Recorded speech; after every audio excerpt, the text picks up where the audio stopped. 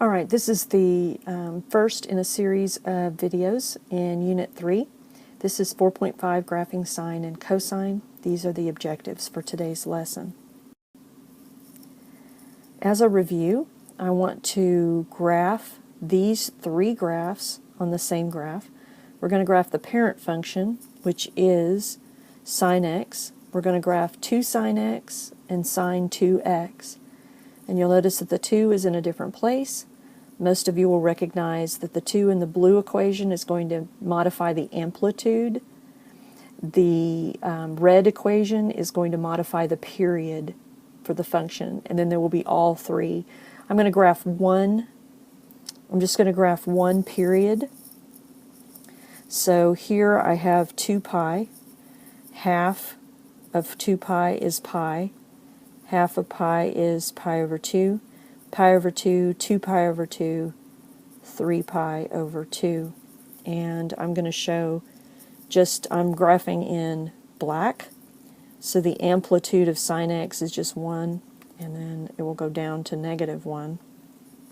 Actually, I'm going to push that a little further down. And -1. I don't, maybe the same exact spot, I'm not sure. The sine of 0 is 0. The sine of pi over 2 is 1. The sine of pi is 0. The sine of 3 pi over 2 is -1. And the sine of 2 pi is the same as 0, which is 0. So this is not the whole sine curve. This is just the sine curve between 0 and 2 pi, one period. So one period of the sine curve is 2 pi. The amplitude of the sine curve is 1. And you can see what that shape looks like. Now I'm going to change colors to blue. And we're going to do y equals 2 sine x. 2 is the amplitude. So you're going to go ahead and graph this with a new amplitude. So I have the blue. The new amplitude is 2, -2. This point stays at 0. The amplitude stretches. This stays the same. The amplitude stretches. And this stays the same. So you can see quite clearly what stretching the amplitude does. So for the blue, the period is still 2 pi, but the amplitude is now 2. Okay, the third one I'm going to do in red. This 2 is in the B part, and what you do to find the period is you take 2 pi divided by B. So my new period is going to be pi. So instead of going all the way to 2 pi, I'm going to start here at pi. Halfway is at pi over 2. Half of that is pi over 4. Pi over 4, 2 pi over 4, 3 pi over 4. And so what we're saying here is this, in the red, 2 pi over 2 is pi, the new period. But the amplitude doesn't change. It's just 1. So I'm going to start at 0, then at 1, 0, 1, 0. And so the red graph is going to look like this. So you can see that we can get 2 full periods out of the 2 pi. In other words, this is a shrink horizontally to have the 2 there. So you can see clearly the 3 graphs on the same graph, so you can see the changes to the amplitude and to the period. If the B value here was 1/2, then you would have the same pattern, the same period of sine, but it would be over 4 pi instead of pi. Likewise, if we use this graph, the cosine graph, we start off with 2 pi, pi, pi over 2, 3 pi over 2. The amplitude of cosine is 1. So I'm going to plan ahead a little bit and do 1, 2, and then just extend that up to 3. 1, 2, and extend this down to negative 3. So I have 1 and negative 1. Cosine starts at 1. The cosine of pi over 2 is 0. The cosine of pi is negative 1. So this is cosine. Okay. Now, in the blue, cosine of 3 cosine x changes the amplitude. So instead of it being at 1 and negative 1, it's going to be at 3, negative 3. So I have 1 here. That stays at 0. So you can see that this is a stretch. It is stretching up like that. Okay. Now, instead of putting the 3 and changing the period, we're going to look at the negative 2. Remember that the 2 is going to be the amplitude. So here's my 2. Let me change that to red. 2 and negative 2 will be the red. Only the negative is a reflection. So instead of starting at 2, I'm going to start at negative 2, and then 0. And then where it would normally be a negative 1, now it's going to be a positive 2, a 0, and then negative. So this one is going to look like that, upside down, a reflection over the x-axis, or this axis here, which includes all of my angles. This is my angle axis, right? And then this is the y-axis. So what would, asking this question down here at the bottom, what would 2 cosine 3x do to the graph of cosine x? Well, quite simply, the 2 is going to change the amplitude to 2 instead of 1, and then the 3 is going to cause the period, the new period, to be 2 pi over 3, which is going to make, that's going to be somewhere here, right? And so that whole cosine graph is going to finish in that period, and that's what it does. Okay, graphing y equals 1/2 sine 2x. I know that this is the amplitude is going to be 1/2, and the period is going to be 2 pi over 2, which is pi. So I'm going to go ahead and make this pi, half of pi. Half again is pi over 4, 1 pi over 4, 2 pi over 4, 3 pi over 4. The amplitude is 1/2. And you can kind of get speedy at this. And then remember that the sine of x is 0, and then 1, and then 0, and then negative 1, and here. And so over a period of pi, I'm going to have that whole thing. If I want to do it over 2 pi, right, then I would start here, here, here, here, here, and I would just keep going, because this is an oscillating function.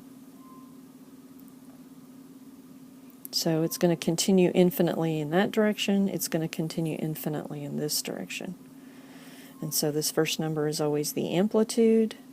This one is b, which allows you to find the period if you take 2 pi over b. And we use 2 pi to begin with because that's the period of the sine function. Okay, let's talk a little bit about transformations. There are different types of transformations, one of which is a translation. And sometimes translations are called phase shifts, especially when you're talking about trig functions, but that's a movement up or down, right or left. Right? Those are translations. Another type of transformation would be a reflection. And when you take a graph and you reflect it over the x-axis, so these are reflections over an axis. Another type that we won't use today, but they're called, rotations. That's another one.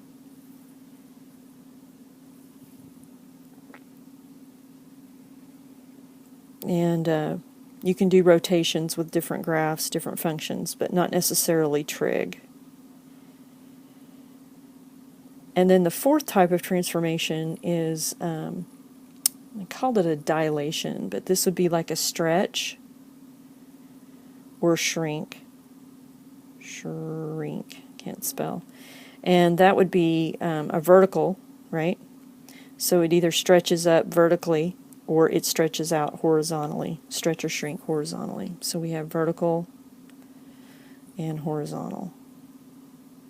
So that's what we're doing here. So say for instance we start off with, say, a quadratic function, right?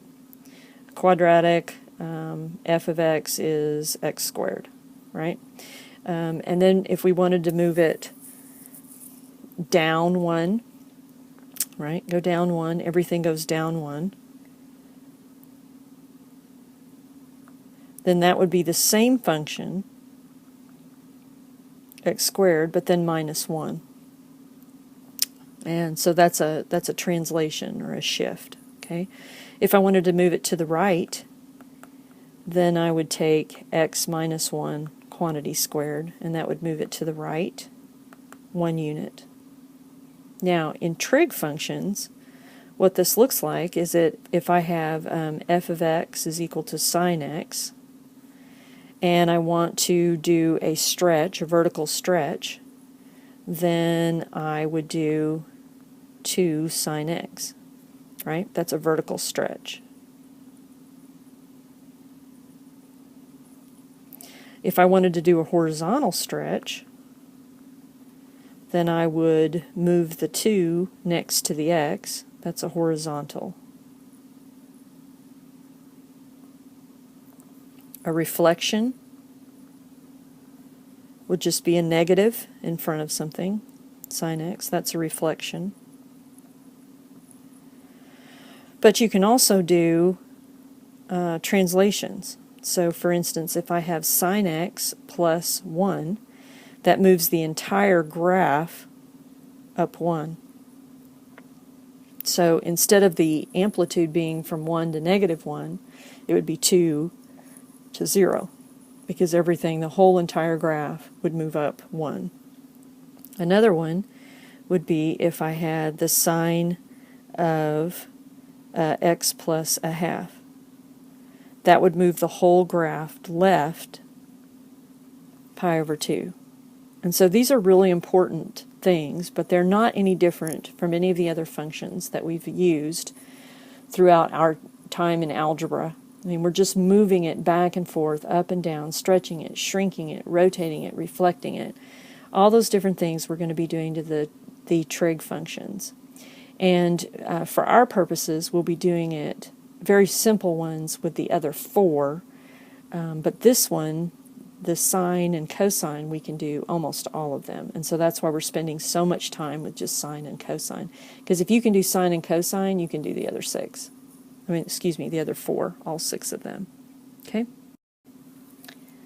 Okay, so here's the general form for the transformations of sine and cosine curves. And I've written it like they write it in the book, and also how you may have seen it other ways. And the idea is this D.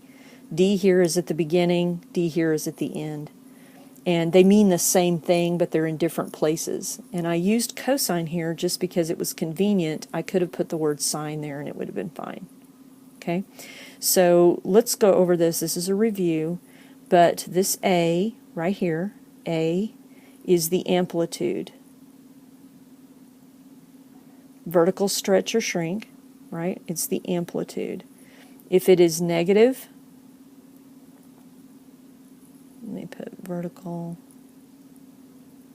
stretch or shrink.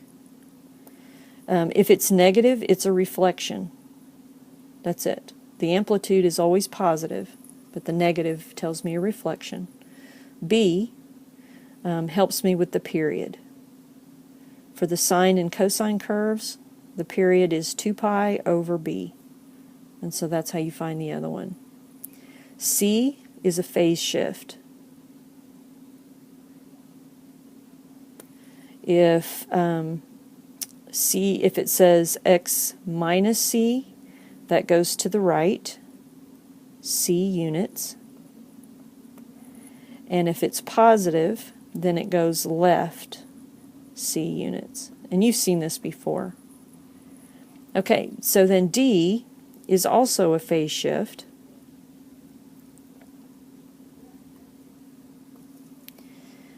A phase shift, and so if D is negative, it goes down D units. And if it's positive, it goes up D units. And so that's it. Now I've written a caution here because notice that I have the B factored out of the X and the C. What you'll see, I'll do an example here on this next screen, but this is real important because they don't really tell you about this in the book. Okay, here's an example. What this looks like is that we have a 1/2 with the X, right? Let me rewrite this just a little bit. 1/2 X minus pi over 4. So what this looks like is that this is B and this is C. But you would be mistaken, because if you'll remember, what I need to do first is I need to factor out the B from the parentheses. So, for instance, y equals sine, I'm going to leave that on there, B is 1/2, factor that out. That's going to leave X minus something. Okay, but the C is going to change, because remember with the distributive property, I do 1/2 times X, that gets me back to 1/2 X. Then 1/2 times something is going to give me pi over 4. Well, that's going to be pi over 2. So the B is actually 1/2, which that's the same, but look what changed. The C is not pi over 4, it's actually pi over 2. With a negative, that would make the graph go right, pi over 2 units. So the key to this is it needs to be in this form, with the B outside the parentheses. This is the phase shift, right or left. Okay, and so make sure that you factor that out first. And if you're not noticing that, you can actually get that wrong. So be very careful. Okay, here's number 27, and I'd like you to do this problem in your notes. I want you to sketch the graph in the same, both graphs in the same coordinate plane. So indicate the period, indicate the amplitude, and do both graphs on the same one. I'm going to be looking for this in your notes. If it's not there, you are not going to get credit for those notes. So be sure that you do this problem first, and I will see you in class. We're going to graph and graph and graph and graph, and you're going to get so good at this that using a calculator and using, you're going to use your brain, it's going to be very quick. You'll have all these things in your head. So practice now, get this down. Okay? See you in class.